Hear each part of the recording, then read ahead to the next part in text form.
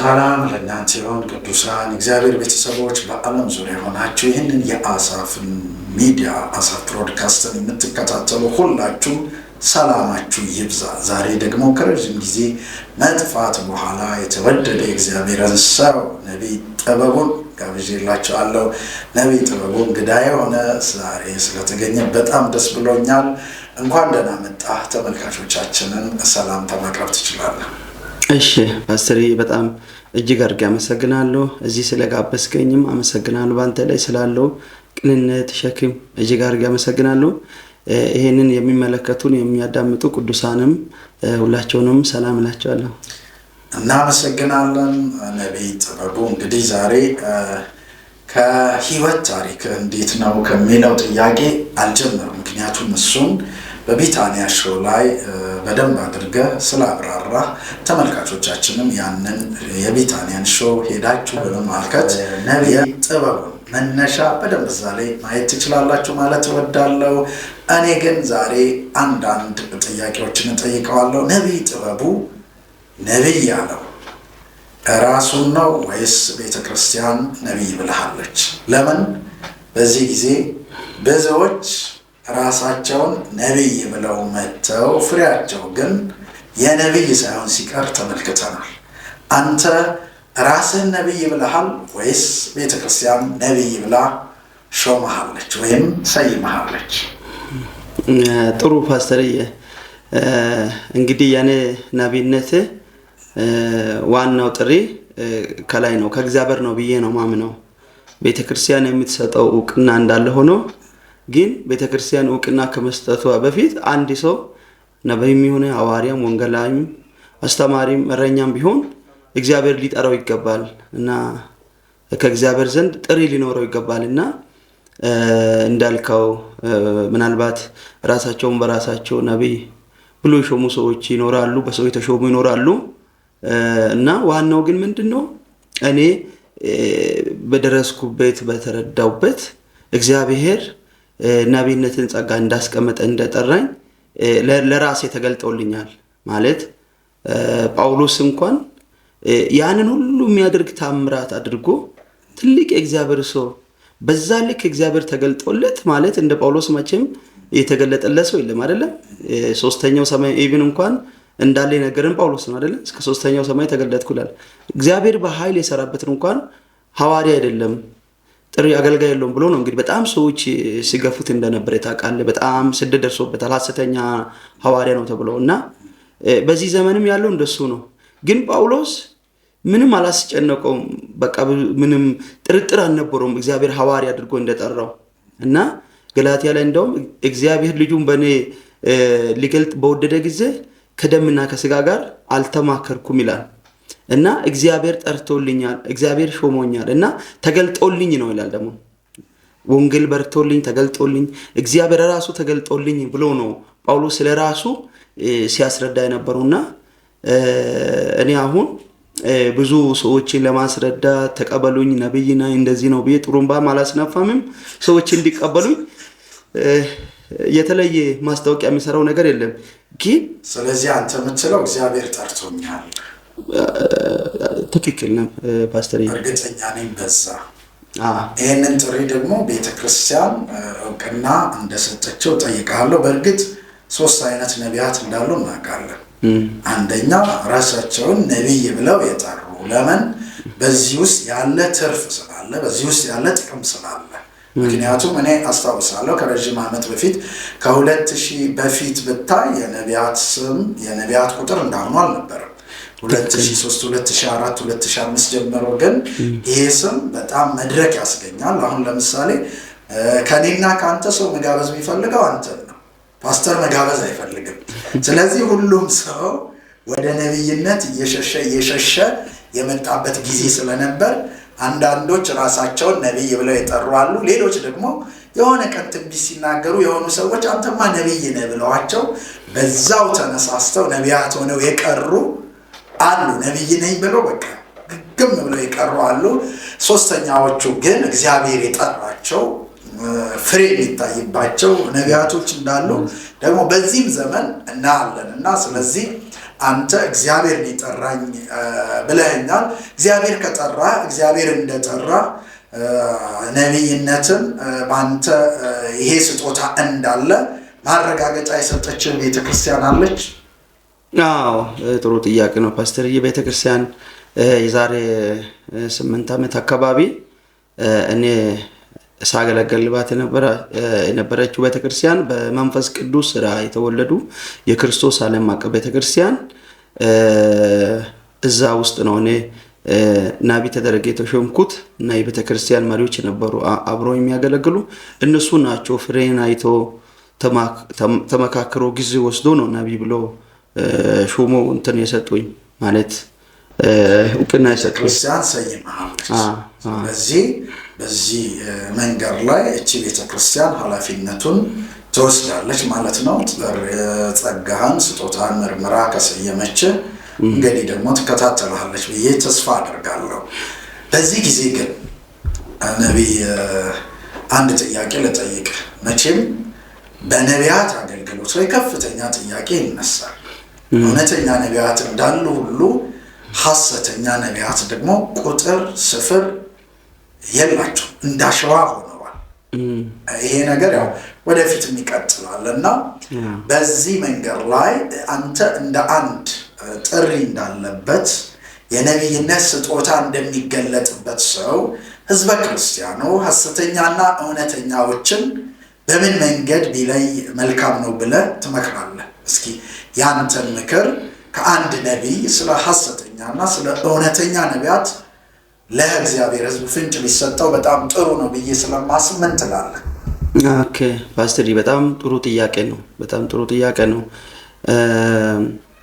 ምንድነው ሲጀመር እውነተኛ ካለ ሐሰተኛ አለ፣ ሐሰተኛ ካለ እውነተኛ አለ። ለምሳሌ ፎርጂት ገንዘብ አለ አይደል? ፎርጂት የሚኖረው እኮ እውነተኛ ገንዘብ ስላለ ነው አይደለም እንዴ? ብርሃን ስላለ ጨለማ አለ፣ ጨለማ ስላለ ብርሃን አለ። ስለዚህ የመጽሐፍ ቅዱሱ እንዳለ ሆኖ ሐሰተኛ ካለ እውነተኛ እንዳለ ግልጽ ነው። እኛ መጀመሪያ ያለብን እውነተኞችን ከመቀበል አንፃር ነው መጀመሪያ ያለብን። ራሱ እውነተኛ ነቢያቶች እንዳሉ መጽሐፍ ቅዱስ በማያሻማ ሁኔታ በግልጽ አስቀምጦ ያለ ራሱ በቃ ነቢይ በዚህ ዘመን የለም ብሎ ራሱ መናገር አንድም ፍርድም ነው ክህደትም ነው፣ የእግዚአብሔርን ቁጣ ስለሚያስከትል እውነተኞችን ከመቀበል ሰዎች መጀመር አለባቸው። እውነተኞችን ከማበረታታት ከመቀበል መጀመር አለባቸው ማለት ነው። ሲቀጥል የእውነተኛ ነቢያቶች፣ ሐዋርያት፣ ወንጌላውያን አገልጋዮች በምንድን ነው የሚታወቁት? በፍሬያቸው ይታወቃሉ። ይሄንን ብዙ ቅዱሳን ያውቃሉ ብዬ አስባለሁ። ለምን ጌታ ኢየሱስ ሲናገር ታስታውሳለህ? በማቴዎስ ወንጌል ጌታ ኢየሱስ ሲናገር ብዙ ሐሰተኛ ነቢያቶችም ይነሳሉ ምናምን ብሎ ብዙ አስተምሮ እና እዛ ላይ ጌታ ኢየሱስ ከፍሬያቸው ታውቁማላችሁ ነው ያለው። ከፍሬያችሁ ታውቁማላችሁ። ስለዚህ አንደኛ እውነተኞች እንዳሉ ማወቅ መቀበል ይጠበቅብናል። እንደገና ደግሞ እውነተኞችን ሐሰተኞችን ደግሞ የምንለየው ደግሞ በፍሬያቸው ነው። አይደለም? ስንዴ ከገለባ የሚለየው እኮ በፍሬው ነው አይደል እንዴ? ስለዚህ ከፍሬያቸው ታውቁማላችሁ ስለሚል እውነተኞችን ሐሰተኞችን በፍሬ ማለት ነው። ህይወታቸው እንዴት ነው? ትዳራቸው እንዴት ነው? አገልግሎታቸው እንዴት ነው? ከእግዚአብሔር ጋር ያለው አታችመንታቸው እንዴት ነው? ለጌታ ያለው ፍቅር እንዴት ነው የሚለው ህዝቡ በጣም ማየት አለበት። እና የሚገርም ዘዳግም ምዕራፍ 18 ላይ የእውነተኛና የሐሰተኛ ነቢያትን መስፈርትና መለኪያ አስቀምጧልና እዛ ቦታ ላይ በጣም የሚገርመኝ ነገር አለ። አንድ ነብይ ይላል፣ አንድ ነብይ ስለ ወደፊት ሁኔታ ወይ ስለ ነገ ትንቢት ተናግሮ ያ ትንቢቱ ቢፈጸምና ግን ትንቢቱ ከተፈጸመ በኋላ ሄዶ ደግሞ ሌላ አማልክትን ቢያመልክ ይላል ያ ነብይ ከእግዚአብሔር ዘንድ አይደለምና በድንጋይ ጉግሩት ይላል። ገብቷል አይደል? ስለዚህ የትንቢት መፈጸምና አለመፈጸም ሳይሆን ታርጌት ወይም ፎከስ ወደ ክርስቶስ እንዲሆን ማድረግ አለበት አንድ ነብይ። ኤግዛክትሊ ፓስተር፣ ትክክል ነው። ገብቷል አይደል? ኢቭን ትንቢት መፈጸም አለመፈጸም መለኪያው አይደለም። ገብቷል አይደል? አንድ ትንቢት ማለት አንድ ነቢይ አገልጋይ የተናገረው ነገር መፈጸም አለበት። እሱ እንዳለ ሆኖ ትንቢቱ ራሱ መፈጸሙ መለኪያው አይደለም። ትኩረት ወደ ራሱ እንዲደረግ የሚያደርግ ከሆነ ትኩረትን ከክርስቶስ የሚወስድ ከሆነ ይሄ ነቢይ መመርመር መቻል አለበት። ሌላ አማልክት የሚያመልክ ከሆነ እኮ ነው የሚለው። ገንዘብን ብቻ የሚወድ ከሆነ ፎከሱ ገንዘብ ላይ ከሆነ ራሱ ላይ ከሆነ ሰዎች አይናቸውን ትኩረታቸውን ከክርስቶስ ላይ አንስተው በሌላ ነገር ላይ የሚያደርግ ከሆነ እሱ ነቢይ እውነት መመርመር አለበት። ትልቁ አሁን ኢትዮጵያ ላይ እንዴት መሰለህ ፕሮፌት፣ ትልቁ ችግር በነቢያቱ ዙሪያ ያለው ችግር፣ ድንገት ይህንን ጥያቄ እንድትመልስ፣ በነቢያቱ ዙሪያ ያለው ችግር ገንዘብ ከማሳደድ የሚመነጭ ነው ብለህ ታስባለህ? የነቢያቱ ትልቅ ችግር ከገንዘብ እጥረት፣ ገንዘብ ከመፈለግ፣ ለገንዘብ ከፍተኛ ፍቅር ከማሳየት የሚመጣ ነው ብለህ ታስባለህ? እንዴት አየው? ለምሳሌ ኢቲኤሞች ይታተማሉ፣ አይተናል። እንደዚህ ያሉ ጉዳዮች ገስት ሃውሶች በሚያስከፍሉ ጸሎቶች ማለት ጸሎት እየተከፈለ ፈውስ እንደዚህ ያሉ ነገሮች ከገንዘብ መውደድ የተነሳ ነው ብዬ አስባለሁ። አንተ እነዚህ ነገሮች እንዴት ትመለከታቸዋለህ? እንደዚህ የሚያደርጉ ሰዎችን እንዴት ትመለከታለህ? እናንተስ ቤተክርስቲያን ውስጥ እንዴት ነው? ያስከፈላችሁ ትጸልያላችሁ ወይ? በክፍያ ትጸልያላችሁ ወይ? እግዚአብሔር ሕዝብ ወይንም አንድ ህመምተኛ በየቦታው በየሆስፒታሉ ዳግማዊ ሚኒሊክ ሆስፒታል፣ ጥቁር አንበሳ ምናምን ብዙ ጳውሎስ ሆስፒታል እዚህ አዲስ አበባ ላይ ያሉትን በጥቂቱ ብናይ እነዚህ ሆስፒታሎች ዞሮ ፈውስ አጥቶ የመጨረሻ እድል ብሎ ቤተክርስቲያን የሚመጣ አንድ ህመምተኛ ለመጸለይ ማስከፈል ምንድን ነው? የገንዘብ መውደድ የተባለውን ይሄ ገንዘብን አትውደድ ወይንም ገንዘብን መውደድ የኃጢአት ስር ነው የሚለውን እየፈጸሙ ያሉ ነቢያቶች አሉ ብዬ አምናለሁ። አንተ በዚህ ጉዳይ ላይ ምን ትላለህ? ወይስ አንተም ገንዘብ ትወዳለህ? ገንዘብማ የክፋት ሁሉ ስር ምንጭ ነው ስለሚል ገንዘብ ማውደድ እኮ ከጌታ ቤት እኮ ያስወጣል፣ ያጠፋል እኮ። የሚገርሜ ጌታ ኢየሱስ ከራሱ ጋር አነጻጽሮ የተናገረው ገንዘብን ነው። ሰይጣን ኢብን እንኳን ከራሱ ጋር አነጻጽሮ ጌታ ኢየሱስ አልተናገረም። ለኔና ለገንዘብ ለሁለት ጌታዎች መገዛት አይቻልም ነው ያለው። ፓስተር ካንተ የሚጋራው ነገር አለ? ካንተ ጥያቄው በጣም ከባድ ነው፣ ግን ካንተ የሚጋራው ነገር አለ? አጠቃላይ ኢትዮጵያ ውስጥ ሲጀመር ይሄ ሐሰተኛ ሆኖ የሚጀምሩ ብዙ የሉ። ልክ አሁን አገልግሎት ሲጀምር ሐሰተኛ ወንጌላዊ፣ ሐሰተኛ ነቢይ፣ ሐሰተኛ ሐዋርያ ሆኖ የሚነሳ ብዙ አይታይም። ግን ልክ ምናቃቸው ናቸው። አሁን አብዛኛው ሚዲያ ያላቸው እዚህ በየቦታ እኮ ያሉ አገልጋዮች እኛ ከምናቃቸው እኮ ከድሮ ቸርቾች የተነሱ ናቸው። ባንግራንዳቸው ስጠና ከድሮ ቸርች የተነሱ ናቸው። ግን ምንድነው ትልቁ ብዬ ማምነው በዚህ ዘመን ያለው የነቢያት የአገልጋዮች ችግር የባህሪ፣ የልምምድ፣ የዶክትሪን ምናምን ችግር ይታያል። እና ምንድነው የልምምድ የባህሪ ችግር ማለት የሆነ ዘመን ላይ እግዚአብሔር ይሰራባቸው ነበር። ልክ ላይክ ስነሱ በጽድቅ ያገለግሉ ነበር፣ በእውነት ያገለግሉ ነበር፣ በመሰጠት ያገለግሉ ነበር። ግን ከሆነ በኋላ ግን ብዙ አገልጋዮች ግን ያ ስነሱበት የነበረው አይነት አነሳስ ትቶ ወደ ሌላ ነገር ውስጥ ሲገቡ ታያለ። ገንዘብም ወደ ሌላ ነገር ውስጥ ሲገቡ ታያለ። አሁን ያሉ አብዛኛው ነቢያቶች ስነሱ እኮ እንዲህ አልነበረም። ስነሱ በቃ ክሊር የሆነ ነገር ነበር፣ የሆነ ጥርት ያለ የሚታይ ነገር ነበር።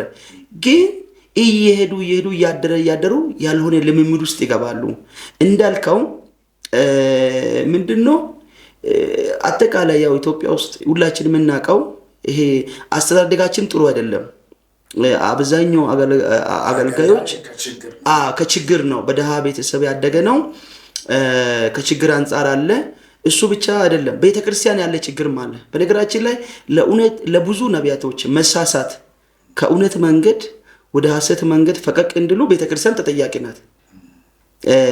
የድሮዎቹም የአሁኖቹም ቤተክርስቲያን በጣም ተጠይቀናል። አንዳንዶቹ ከመንገድ እንዲስቱ እንዲርቁ ወደ ሌላ ልምምድ እንዲገቡ ትልቁ ሚና የተጫወቱት ይገርማቸዋል የቤተክርስቲያን አመራር ነው። የቤተክርስቲያን አመራር ነው ማለት ለምሳሌ የምናቃቸው በሐዋርያነታቸው በነቢይነታቸው በጸጋቸው የምናቃቸው የሚታይ ፍሬ ያላቸው ሰዎች ኦርደር ዳርጎ መሾም፣ ስፍራ መስጠት፣ ማበረታታት፣ መምከር ሲገባቸው ልክ ላይክ የሆነ ጸጋ በአገልጋዮች ላይ ሲገለጥ መቅናት፣ መድረክ መከልከል፣ ማገድ፣ ስም ማጥፋት ነው የሚታየው። አይተ ከሆነ ኢትዮጵያ ምድር ላይ ልክ የሆነ አሁን አንተ ሐዋርያ ወይ ነብይ የሆነ ጸጋ ሲገለጥብህ በቃ ከመቀበል አይዞ በርታ ከማለት ይልቅ ያንተን ምስጢር ከመጠበቅ ይልቅ በቃ ያንተ ግፊያ ያንተን ውድቀት መፈለግ፣ መድረክ መከልከል። አሁን ስንት አገልጋዮችን አውቃለሁ መድረክ መከልከል። እሱ ብቻ አይደለም፣ በጣም የሚገርም የሚያሳዝነው በኢትዮጵያ ታሪክ ትንቢት ተናግሮ ከአገልግሎት የታገዱ ሰዎችን አውቃለሁ። ልሳን ተናግሮ ከአገልግሎት የተባረሩ የታገዱ ሰዎችን አውቃለሁ። እኔ ወዳደኩበት ወደዚህ ወደ ደቡብ አካባቢ ትንቢት ተናግሮ ትንቢት መጽሐፍ ቅዱሳዊ አይደለም፣ ልሳን መጽሐፍ ቅዱሳዊ አይደለም ተብሎ ልሳን ትንቢት ተናግሮ ከቸርች የተባረሩ የታገዱ አገልግሎት የተከለከሉ አሉ። አሁን እንዲህ አይነት ነገር አለ፣ ወጥ ያልሆነ ነገር፣ የእግዚአብሔርን ነገር የጣሰ አሰራር አለ ቤተክርስቲያን ላይ። ስለዚህ ብዙ የሚጠየቁ አባቶች አሉ። አሁን ብዙ ጊዜ ነቢያቶች ብቻ ነው የሚወቀሱት። በዚህ ዘመን እከሌ ዘይት ይሸጣል፣ እከሌ ፎጣ ይሸጣል፣ እከሌ ደግሞ ቅርብ ጊዜ የሰማሁት ምንድን ነው ጃርካን ይሸጣል ሲባልም ሰምቻለሁ። እና እከሌ እንደዚህ ይሸጣል ገዝታው ሳለ ምናምን ብሎ አገልጋዮችን ነቢያቶችን ብቻ ማውቀስ አይደለም። እና ለዚህ ያበቃቸው ምንድን ነው መጠየቅ ያለባቸው አባቶችም አሉ። ስለዚህ ይሄ በጅምላ መጨፍጨፉ ላይ ምናምን ሳይሆን ምንድነው ብዙ ወጣቶች አገልጋዮች ጥሩ ነገር የሚታይባቸው እዛው በተነሱበት ቤተክርስቲያን ላይ ሐዋርያም ከሆነ ሐዋርያ፣ ነቢይም ከሆነ ነቢይ፣ ወንጌላዊም ከሆነ ወንጌላዊ፣ አስተማሪም ከሆነ አስተማሪ ተብሎ ቢሾሙ ስፍራ ቢሰጣቸው አሁን ያለው መቀነስ ይቻል ነበር ነው። ሙሉ ለሙሉ ማጥፋት አይቻልም። ስለዚህ በዛሬው ችግር ውስጥ በንግግር ውስጥ የተረዳሁት አንድ ትልቅ ነገር እኔም ሁል ጊዜ የማስበው ነገርም ስለሆነ በዛሬው ችግር ውስጥ ወጣቶቹ ብቻ ሳይሆን አባቶችም ተጠያቂዎች ናቸው። አባቶች ተጠያቂዎች የሚሆኑበትን መንገድ በተለይ ሌላ ጊዜ በስፋት እንመለስበታለን። ራሱን የቻለ ሀገራችንን፣ ምድራችንን፣ ቤተክርስቲያንን የሚታደግ እውነት ስለሆነ ብዙ ጊዜ የአባቶች ስህተት ስለማይነሳ፣ ስለዚህ የአባቶችን ስህተትና ዛሬ ያለውን ትውልድ ደግሞ ሁሉንም በጅምላ የመኮነን ሂደት ልክ እንዳልሆነ ደግሞ በሰፊው እንመለስበታለን። ዛሬ ግን ዋና ሀሳባችን አገልግሎትን በተመለከተ ስለሆነ በተለይ ደግሞ የገንዘብን ጉዳይ፣ የገንዘብ እጥረት ብዙዎች እንዲሳሳቱ ምክንያት ስለሆነ ገንዘብን መውደድ በተለይ ራእይ ላይ አለ አይደል? ከአንዷ ቤተክርስቲያን ጴርጋሞን ቤተክርስቲያን እኮ በዛ ውስጥ በለዓም የሚባል ነብይ ነው። የበለዓም መንፈስ የነበረው አይደል? የበለዓም መንፈስ ማለት ገንዘብ ያገኝ እንጂ ፍላጎትህን ይተነብያል ነው። አንተ አሁን እንደ ነብይ እንደዛ ታደርጋለህ? ገንዘብ አገኝ እንጂ በመጀመሪያ ቅድም አንተ እንዳልከው የእግዚአብሔርን ድምፅ በመስማት በለዓም እግዚአብሔርን ድምፅ ሰምቷል። እግዚአብሔር ያለኝን እላለሁ ብሎ ነበር። ግን ገንዘብ ሲጨመርለት ሐሳብ ቀይሯል። አንተ እንደ ነብይ ሐሳብን ትቀይራለህ? እንደው ሞቅ ያለ ገንዘብ ቢመጣ እንደሱ እንኳን አላደርግም። ለምን?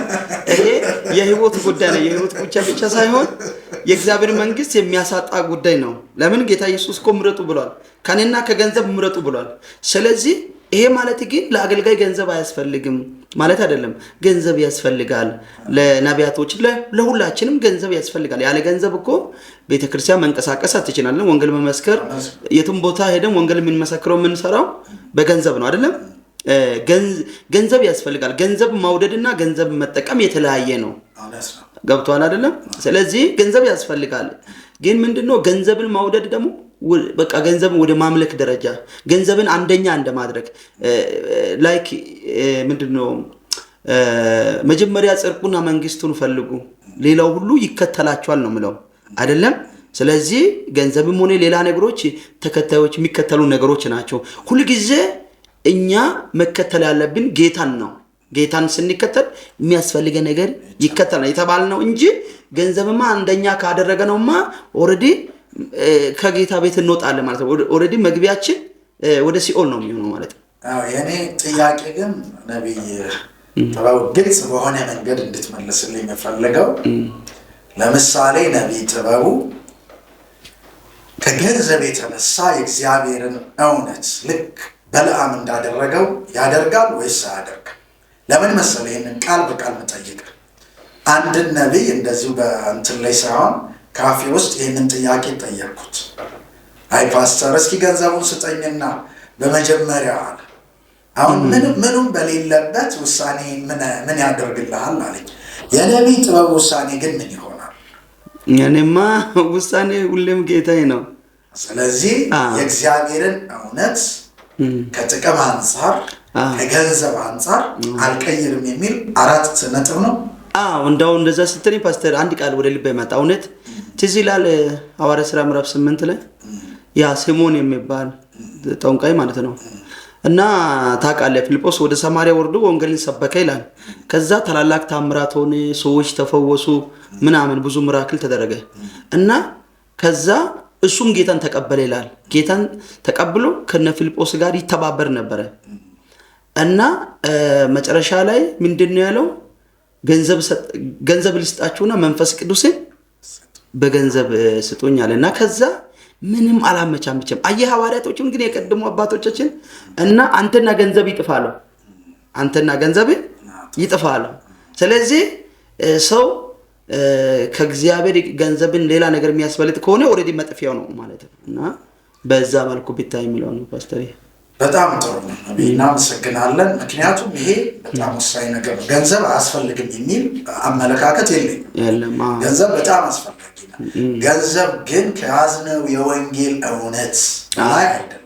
እውነት ነው። ለምን ያችን ቤተክርስቲያን የተኮነነችው የበለዓም መንፈስ የተገኘባት ኤርጋውን ገንዘብ ያገኙ እንጂ ገንዘብ ላገኙት ነገር እግዚአብሔርን እውነት ያዳፍናሉ ማለት ነው። ከዚህም የተነሳ እንደዚህ ለሚያደርጉ ነቢያቶች፣ መጋቢዎች፣ ሐዋርያቶች ምን አይነት ምክር አለክ? ያው ምክር ምንድነው ማለት ስም ይበልጣል ማለት የእግዚአብሔር ቃል ሲናገር ከመልካም ሽቶ ይልቅ መልካም ስም ይበልጣል ይላል። አንድ ሰው ሐዋርያ ሆኖ ስም ከሌለ ምንድነው? አንድ ሰው ነብይ ሆኖ ስም ከሌለ ምንም አይጠቅምም። አንድ ሰው መጋቢ ሆኖ ወንጌላዊ ሆኖ አስተማሪ ዘማሪ ሆኖ ስም ከሌለ ምንም አይጠቅም። ትዝላል ስም አለ ግን ሞተሃል። እኔ አሁን ነብይነቱ አይደለም ዋናው፣ ሐዋርያው የእግዚአብሔር ሰው ፓስተር መባል አይደለም ዋናው፣ ስም ነው። ከእግዚአብሔር ጋር ያለኝ ነው። አሁን እኔ ሳገለግል ሰዎች እኔን ምን ይላሉ? ስለኔ አሁን ምን ይወራል? ገብቷል አይደለ? አሁን እኮ አንዳንድ ብናቃቸው ሰዎች አሉ እኮ በጣም ከአመት እስከ አመት አጀንዳቸው ሙሉ የሆኑ ከወር እስከ ወር ከሳምንት እስከ ሳምንት በአገልግሎት ላይ እጅግ ቢዚ የሆኑ ትላልቅ መድረኮች ላይ የሚያገለግሉ ሰዎች አሉ።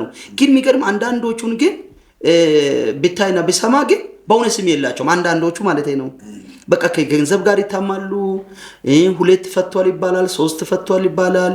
ሌላ ችግር የሚወራባቸው ግን ትላልቅ መድረክ ሳይቀር የሚቆሙ በቃ ከሳምንት እስከ ሳምንት ያለ ረፍት በአገልግሎት ቢዚ ሆኖ የሚያገለግሉ አሉ እና እንሰማለን። እኔ በቃ ነብይ ጥበቡ ትዳሩን ፈቷል፣ በጣም ከልክ በላይ ገንዘብ ይወዳል፣ ተሳዳቢ ነው፣ እንዲህ ነው ብሎ ሰዎች ስለኔ ከሚያሙኝ እንደ ጳውሎስ እኔ ሞት ይሻለኛል አይደለም። ማንም ትምክህትን ከንቱ ከሚያደርግብኝ ሞት ይሻለኛል አለ። እውነት እኮ ነው። ጌታ ምስክሬ ነው። እኔ አገልጋዮቻችን ሐዋርያቶች፣ ነቢያቶች አሁን የተነሱ የድሮችም በቃ በአጠቃላይ አገልጋዮች ጥሩ ስም ሊኖረን ይገባል። በቃ አገልጋይ ከሆነ እንደሱ፣ ፓስተር ከሆነ እንደሱ፣ ወንጌላዊ ከሆነ እንደሱ፣ ዘማሪ ከሆነ እንደሱ፣ ሐዋርያም ከሆነ እንደሱ በቃ ታውቃለህ ህይወት ምን ያህል ሰው ላይ እንትን እንደሚያደርግ ተጽዕኖ እንደሚፈጥር በጣም የሚገርም ነገር። እኔ አሁን በጣም ወንጌል እንደምመሰክር ምናልባት ታውቃለህ ፓስተር፣ እና ስቲል ወንጌል መሰክራለሁ።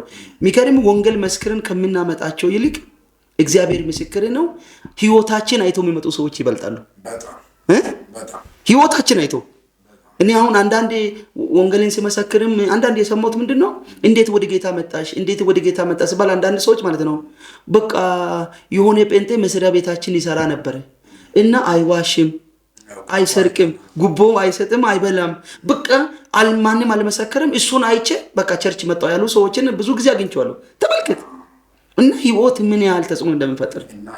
ይህንን ሚዲያ የምትከታተሉ ሁላችሁም ዛሬ ነቢይ ጥበቡ ጋራ እየተወያየን ያለነው ነገር በግልጽ ሁላችሁም እንደምትሰሙት ትኩረት እንድታደርጉ የምንፈልገው ገንዘብ አያስፈልግም በሚል ሀሳብ ላይ ሳይሆን ገንዘብ ግን ከእግዚአብሔር ቃል እውነት በላይ ለሆነባችሁ ሰዎች ሁሉ መልእክት አለን።